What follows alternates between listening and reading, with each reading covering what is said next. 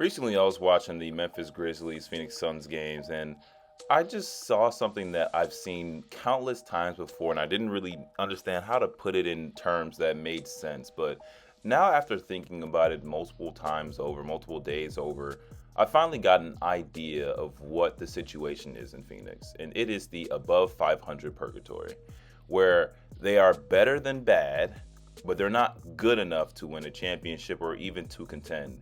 They have great pieces on their team, but those great pieces is subsidized with all the mediocre pieces that they have around them. And there are various different ways that this above 500 purgatory can happen. Sometimes you just need a couple good pieces so you can get a little bit of hope, but the rest of the team is just simply not good enough, or at least not there. And so sometimes what can happen is that you feel like, okay, cool, we need one more piece, but in order to get another piece, you have to give up a lot more. In this instance, you had the situation where they had Devin Booker, Chris Paul, DeAndre Ayton, Mikal Bridges, Cam Johnson. They had a squad. Hell, if you even want to add campaign into there, that's cool too. But in order for them to get above the hump, they had to get Kevin Durant. And they got rid of Mikal Bridges, they got rid of Cam Johnson, and they also got rid of 4 first-round picks. And so that's already a little bit scary, but you would hope, you would assume that if they're going to give up that much, then they should be able to win a championship, or at least seriously contend. And at first they did. That team was the best Phoenix Suns team that they possibly could have, because Chris Paul, great. Devin Booker, great. You already know what Kevin Durant is. Of course, you still had the issue of DeAndre Ayton. We can get into that later. But essentially, the Phoenix Suns now is just a shadow of what they once were, with still hopes that they can kind of make a deep playoff push.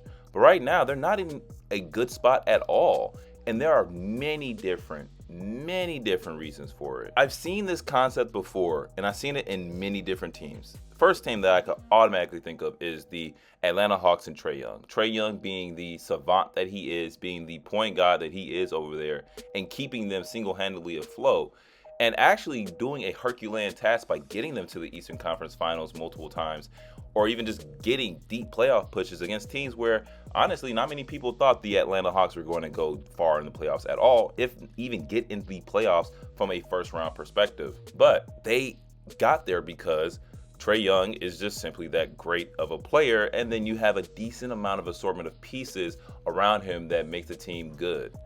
But the team is not great, and it's not really above average, especially now. But they're also not bad. And so you are stuck in limbo where you have to decide, if you're a GM, am I going to get rid of all these players and just start new? Or is there somewhere I can eke out a little bit of hope, get a few different pieces so that we can see if we can do something? Now, winning a championship is a Herculean task, and it's not something that many people can do. In fact, only one team can do it every single year. But if we're going to look at our roster honestly, you have to understand that you are competing against other well-tuned rosters. And in the East, right now, the best roster is the Boston Celtics, bar none. And of course, I would say that the Cleveland Cavaliers is probably like a 1A, 1B situation, depending on what you prefer.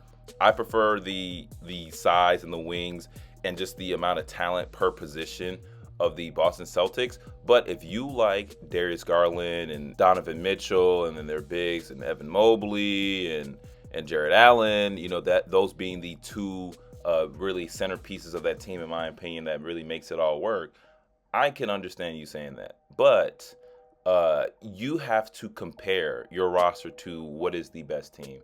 If that roster falls short by a significant degree, you're just not able to be in a serious position to win a championship. And that is exactly where the Phoenix Suns are in.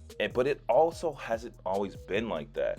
The problem is that in order for them to be great and achieve greatness, they made a lot of sacrifices. And before we get back into the history, the biggest issue right now is that Kevin Durant and Devin Booker really loves Phoenix. But the problem is the Kevin Durant trade really gave up too much. And many people, including myself, saw that this trade is just not going to be conducive to winning.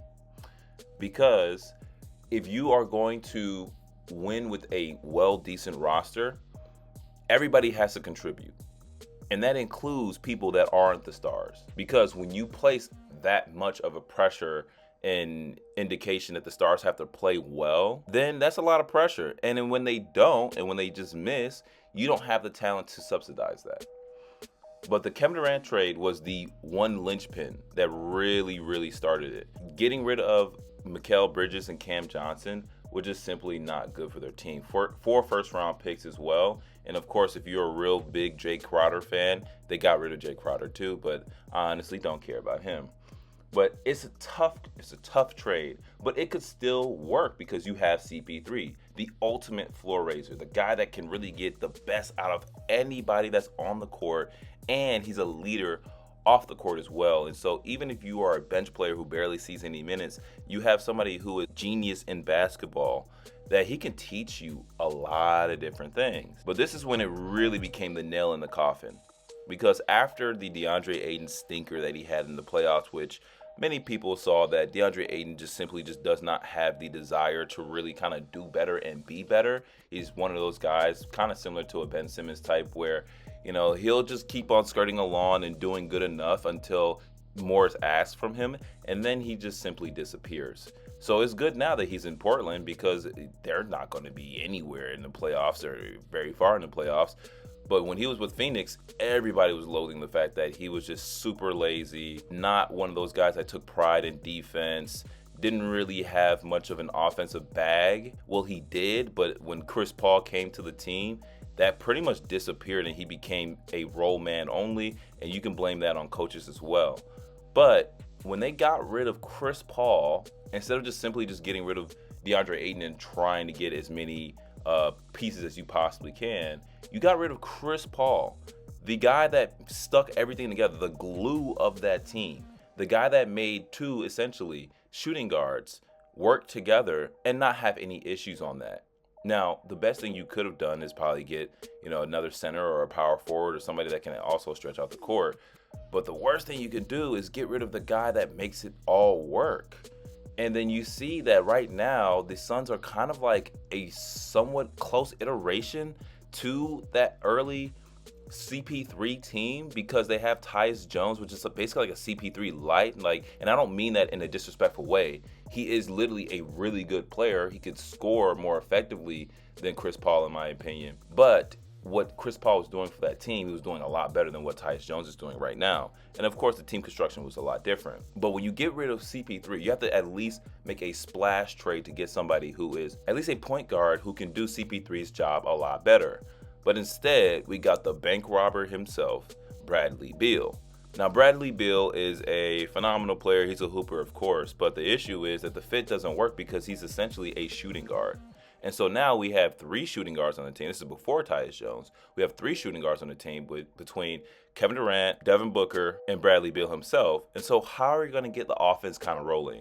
At first, they wanted to experiment by using Devin Booker as like the point guard, but that didn't work. They tried using Bradley Beal as a point guard, but that didn't work until the point where it came down to the GMs and the top people in the office to say, well, we actually do need a point guard. Well, it's like, yeah, of course, no duh. But the issue with that is that you are limited in your options because Bradley Beal has a gigantic contract.